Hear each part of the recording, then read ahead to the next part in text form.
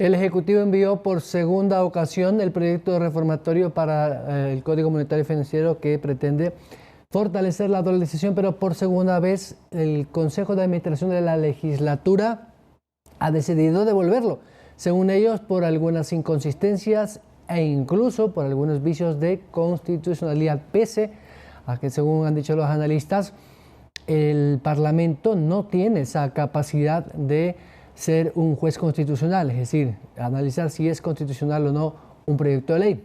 Vaya a saber usted qué dicen los expertos. Sin embargo, como tal, el proyecto en sí lo que pretende, como lo ha dicho el ministro de Economía y Finanzas y el propio presidente, es fortalecer la institucionalidad del Banco Central y, por supuesto, darle una independencia, algo que no tenía hace algunos años. Para entender un poco cuál es el espíritu de la ley y, sobre todo, romper algunos mitos sobre esta autonomía o si efectivamente el Banco Central puede ser una especie de banca del gobierno central para el pago de obligaciones, está a esta hora de la mañana con nosotros uno que conoce muy bien porque es parte además de la Junta de Regulación Monetaria y Financiera. Don Marcos López, ¿cómo está usted? Muy buenos días, gracias por acompañarnos en el Telediario. Muy buenos días, muchísimas gracias por la invitación y a las órdenes para cualquier inquietud.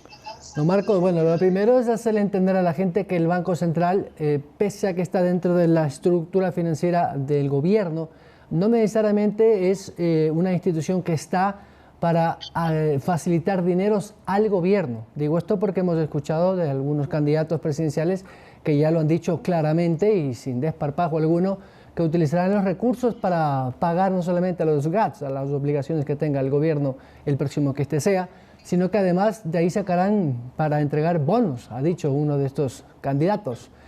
¿Qué jurídicamente viable es esto? Bueno, jurídicamente no tiene ninguna viabilidad en este momento que se pueda tomar un dinero que usted no tiene.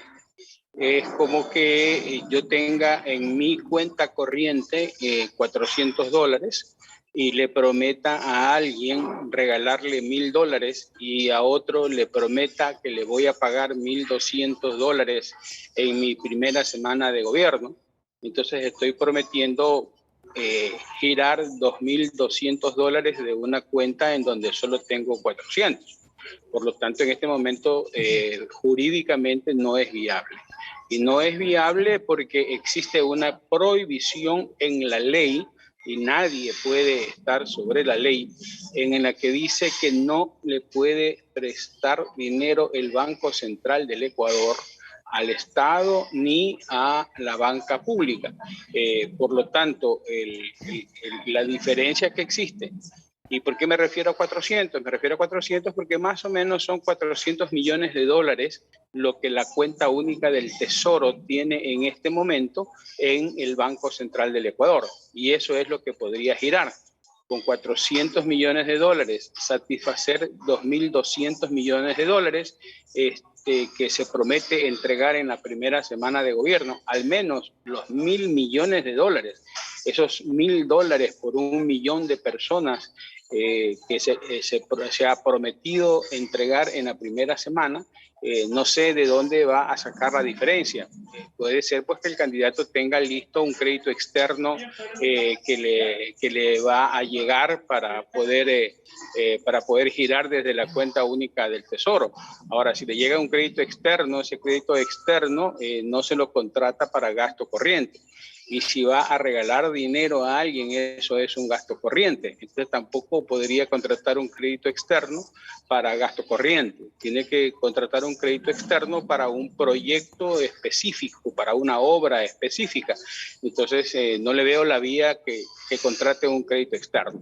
Y no puede tomarse los dineros que no le pertenecen, porque eso sería entrar a tomarse los dineros o de la banca, para lo cual tendría que utilizar otros mecanismos, como es obligar a que la banca entregue los depósitos monetarios al Estado, o quitarle la plata a los gobiernos autónomos descentralizados o a las empresas públicas, lo cual tampoco tiene lógica en este momento.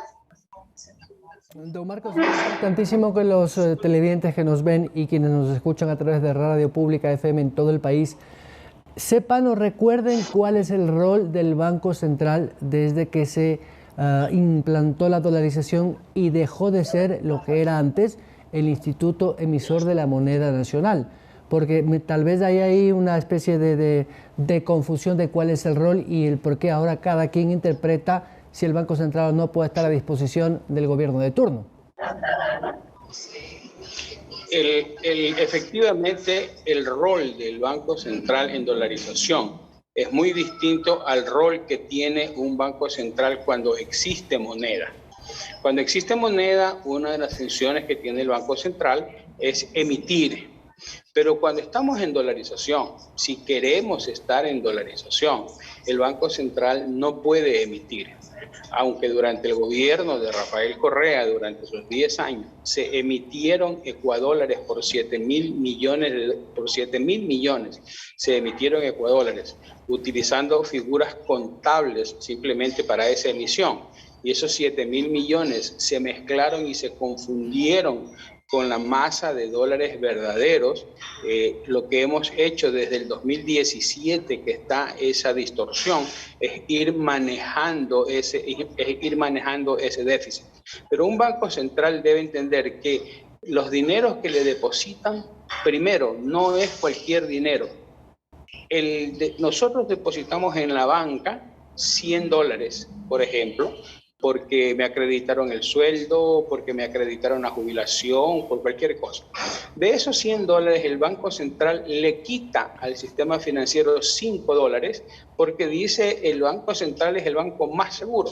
Por lo tanto, te voy a quitar $5 por si pasa algo. Ojo, por si pasa algo, entonces yo estoy aquí para guardarte este dinero y entregártelo por si tienes un retiro de depósitos que no estuvo programado, por cualquiera de esos temas. Pero resulta que ahora esos depósitos, uno de los candidatos cree que puede entrar y echarle mano a esos depósitos. Ese dinero es nuestro. El dinero del Seguro Social, el dinero del Banco de la Seguridad Social, está depositado en el Banco Central. Por lo tanto, no puede tampoco entrar y tomarse los dineros de los afiliados para cumplir con un gasto corriente. Ojo, en el momento en que yo entrego un subsidio, eso es gasto corriente y no se puede financiar gasto corriente con ingresos no permanentes y no se puede financiar gastos corrientes con deuda. Entonces tiene que tenerlo claro. Don Marcos, ¿por qué cree usted que puede haber habido una interpretación del Consejo de Administración de Legislatura, que es el órgano previo para que un proyecto de ley, cualquiera que este sea, más aún económico urgente, pase a discusión de la Comisión de lo Económico, en este caso puntual? 2 veces, no creo que la redacción en la Secretaría Jurídica de la Presidencia no lo sepan hacer. No sé si hay una interpretación errónea del espíritu de la ley. Yo creo que hay una interpretación que no es correcta en el tema de lo que algunos los he escuchado argumentar sobre una inconstitucionalidad, que es el que el presidente de la República pierde la capacidad de dictar la política monetaria, crediticia, financiera y cambiaria, aunque no tenemos política cambiaria, pero así lo dice la Constitución. Nada más alejado de eso. El presidente de la República no es que está sentado 24 horas dictando las políticas económicas del país. La política fiscal es también responsabilidad del presidente de la República. Sin embargo, le está delegada al ministro de Finanzas. La política tributaria también es responsabilidad del Ejecutivo.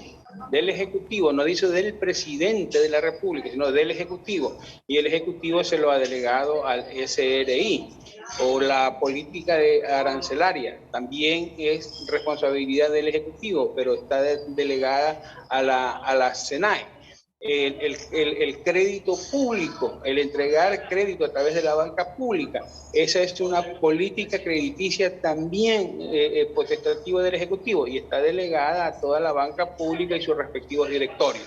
Entonces, la delegación no tiene nada de inconstitucional. Obviamente yo no le veo nada de inconstitucional. ¿Por qué? Porque las dos instituciones que se están formando a través de esta reforma al Código Orgánico Monetario y Financiero, que es el Directorio del Banco Central y la Junta de Política y Regulación Financiera, dicen muy claramente que son parte del Ejecutivo. Por lo tanto, ¿quién es el máximo jefe del Ejecutivo? El presidente de la República. Por lo tanto, el presidente de la República está ejerciendo su función, está ejerciendo su potestad a través de un cuerpo colegiado. No lo está perdiendo, lo está ejerciendo a través de ese cuerpo colegiado. Lo que pasa es que hay dos formas de hacer las cosas. El uno es como a mí me da la gana, y el otro es en función de tomar técnicamente las decisiones. El presidente Moreno lo que ha dicho es, para que el Ecuador salga adelante, para que la dolarización esté blindada, hay que tomar varias medidas. Uno, crear una independencia técnica del Banco Central en la toma de decisiones. Y lo otro, lo fundamental, es remarcar que el Banco Central no pueda entregar créditos al Estado y a la banca pública para que no se sigan emitiendo ecuadólares, y adicionalmente volver a instaurar los 4 sistemas dentro del balance general del Banco Central, porque a través de eso es que se puede medir en la contabilidad del Banco Central, en el balance del Banco Central, usted puede ir midiendo la salud de la dolarización en el sector público. Entonces, eso es fundamental en dolarización. En el 2008 existían esos 4 sistemas. En el 2008 se cumplía el artículo 2 de la Ley de Régimen Monetario. En el 2008 en diciembre del 2008 vino la crisis del precio del petróleo. Pero como el Banco Central era independiente técnicamente, al presidente no le gustaban los fonditos, pero sin embargo el Banco Central mantuvo intacta la Reserva Internacional. Con esa Reserva Internacional, entre diciembre del 2008 y mayo del 2009, cuando el presupuesto general del Estado era la mitad de lo que es hoy, es decir, alrededor de 16.000 millones de dólares, se giraron del Banco Central cerca de 4.000 millones de dólares en esos 4 meses. Y el Banco Central, que equivale en esa época, equivalía al 50% de los depósitos que el Banco Central tenía. Si hoy se girara el 50% de los depósitos que el Banco Central tiene, simplemente el Banco Central entraría en causal de liquidación porque no podría pagar el 50% de los depósitos que tiene. Entonces, eso es lo que tenemos que evitar que siga sucediendo con cualquier candidato. Esto no tiene dedicatoria. Cada uno tiene que resolver su problema. El señor Lasso, por ejemplo, también ha dicho que va a entregar 1.000 millones de dólares al 1% a través de créditos del Banco del Ban Ecuador. Bueno, será problema de él saber de dónde saca los 1.000 millones de dólares para fondear a Ban Ecuador para que entreguen esos créditos. No los va a poder tomar de la reserva Internacional. Así que puede traer un crédito externo. El Ban Ecuador puede el mismo Ban Ecuador pedir un crédito externo, pedir una línea de desarrollo a un banco del exterior. Eso ya serán mecanismos que cada uno utilice. Pero lo que no se puede es meter la mano a nuestros dineros, que son los que están depositados en el Banco Central. En el Banco Central no está depositado cualquier dinero, está depositado la última línea, está depositado el dinero que hay que tener muchísimo más cuidado que ningún otro, es el que está depositado en el Banco Central, porque es la última línea de defensa, son los últimos fondos de los cuales el sistema financiero, el seguro social y el sector público tiene para poder subsistir. Entonces, eso tiene que ser respetado en el Banco Central, y ese es el corazón de la dolarización. Y por lo tanto, ese es el corazón de la ley. Lo demás es arreglable, lo demás se puede conversar, pero ese corazón de la ley es el que debemos mantener si queremos tener dolarización de largo plazo. Don Marcos, clarísima su exposición. Vamos a también darle a los televidentes que nos escuchan y nos ven a esta hora una idea también que es importantísimo recordárselo. La Reserva Monetaria de Libre Disponibilidad, que lo que antes era esa reserva de fondos que tiene todo país a través de su Banco Central. En este caso nosotros tenemos eso que se denomina Reserva Monetaria de Libre Disponibilidad. ¿Estaría en riesgo si no se refuerza a través de este proyecto de ley? Mire, es un poco más complicado explicar este tema de que si la reserva está en riesgo. Realmente la reserva no se toca. Lo que pasa es que se comienzan a emitir más ecuadólares para cumplir estos compromisos y entonces nos hacen el efecto rana. ¿Qué se llama el efecto rana? Si usted coge y tira una rana en una olla de agua hirviendo, la rana salta y se salva la vida. Pero si lo tira en una olla de agua fría y le prende la hornilla, la rana se va a ir adormeciendo y finalmente va a morir. Entonces, ¿qué es lo que están haciendo?